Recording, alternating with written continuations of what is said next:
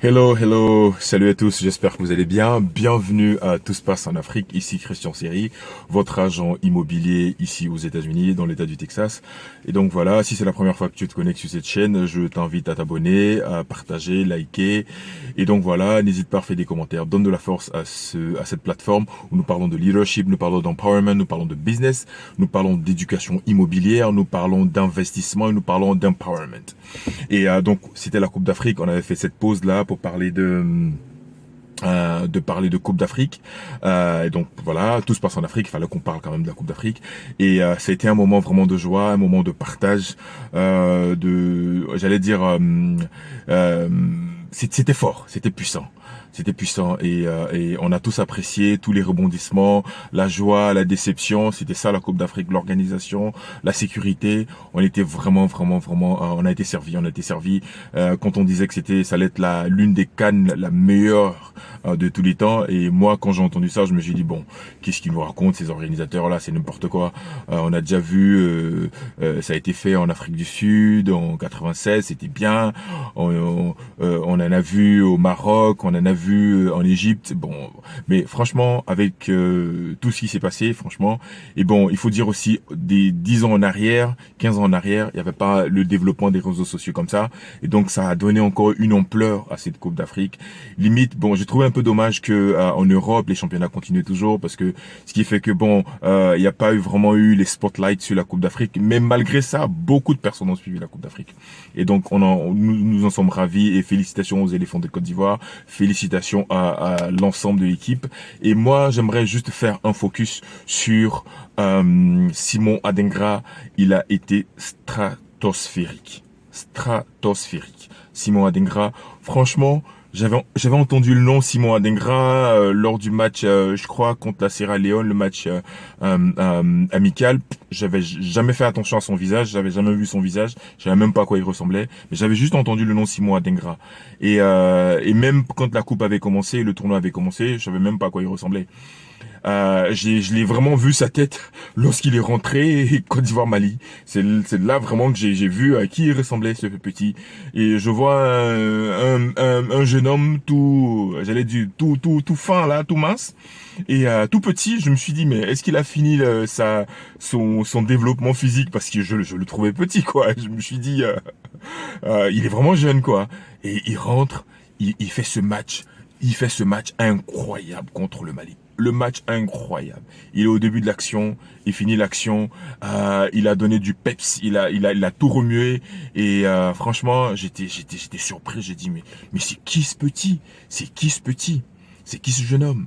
Ça montre encore que on peut compter sur la jeunesse. Je pense que la Côte d'Ivoire avait décrété que cette année c'était l'année de la jeunesse et on vient encore une fois de le prouver. Avec les jeunes on peut tout faire. Et quand tu as le talent, on s'en fout de ton âge. Et c'est ce qu'il dit, Kylian Mbappé, à chaque fois qu'on lui parle de son âge, il dit ne me parle pas de mon âge ici, ne me parlez pas d'âge ici. Ça c'est Kylian Mbappé. C'est la même chose. Simon Adingra, avec son jeune âge, vous voyez ce qu'il a fait. Il joue avec une maturité, mais incroyable. Une maturité incroyable. Et les matchs d'hier, il était titulaire. Il fait les 2 passes décisives. Et il joue avec une intelligence, mais incroyable. Le mec, il joue comme si il avait 26 ans, 27 ans. Parce que quand tu as 22, 21, 22, tu beaucoup encore dans une courbe d'apprentissage. En tant que footballeur, tu atteins ton summum vers 27 ans, 28 ans. Là, vraiment, tu es inarrêtable. Même dans les blessures, à chaque fois, même quand tu te blesses, tu reprends rapidement. Mais lui, il a que 21 ans, je crois. Et il est fort. Il est fort. Il est fort, il est intelligent dans le jeu. Et quand il faut dribbler, il dribble. Lorsqu'il faut faire la passe, il fait la passe. Lorsqu'il faut faire des déviations, il fait des déviations. Lorsqu'il faut temporiser, il temporise. Franchement, rien à dire. Simon Adingra, tu es salué. Simon Adingra, tu es salué. Et franchement, une copie parfaite. On te connaissait pas, il y a quoi, 2, 3 semaines, on savait même pas qui il était, tu faisais ta petite carrière là-bas, et en moins de 2 semaines, tu es devenu un héros national, tu es devenu l'un des meilleurs jeunes de ce tournoi-là en 2, 3 matchs. Donc voilà, le talent n'attend point le nombre d'années. En 2-3 matchs, Monsieur Simon Adingra est devenu une figure emblématique de l'Afrique et de la Côte d'Ivoire et de la jeunesse. Voilà, on peut faire confiance à la jeunesse. On peut faire confiance à la jeunesse. Il rentre à des moments décisifs. Il est clé pendant toute cette Coupe d'Afrique. Franchement, chapeau bas et félicitations. Et je connaissais même pas son histoire. Et son histoire est encore incroyable. Son histoire est encore incroyable quand il a perdu son père en 2016. En 2016, il a perdu son père. Et il voulait faire ça pour son papa. Il a dit hier. Et il dit qu'il voulait accomplir tout ça pour son père. Malheureusement, son père n'est pas là. Mais de là où il est, il te suit, il t'accompagne. Et tout le peuple de Côte d'Ivoire envoie ses prières vers toi pour que tu puisses avoir une carrière brillante et représenter ton pays. Parce que ce que tu viens de faire, première participation une Coupe d'Afrique et tu es champion d'Afrique. Demande aux Aboulaye Traoré, à Gagui Sely, à Youssouf Fofana, à tous ces joueurs-là de l'équipe de Côte d'Ivoire, combien de Coupes d'Afrique ils ont joué pour qu'ils en puissent en remporter une. Et toi, Simon Adingra, une seule participation, boum, tu es champion d'Afrique. On a entendu ton histoire. À 12 ans, tu te retrouves au Bénin parce que quelqu'un vous a trompé, il t'a trompé, il a trompé ta famille en disant qu'il a une école de formation, une académie au Bénin, et vous payez près de 300 € pour aller là-bas, et vous arrivez, vous vous retrouvez seul, rien, il disparaît, pas d'académie, pas de logement, rien du tout, et vous vous retrouvez les 9 ou les 10 jeunes dans la rue, vraiment en train de faire les petits boulots pour survivre. Ça montre encore que, avec de la résilience, on peut y arriver. Quand il était avec ses amis au Bénin, il aurait pu dire, on rentre en Côte d'Ivoire, mais ils ont décidé de rester.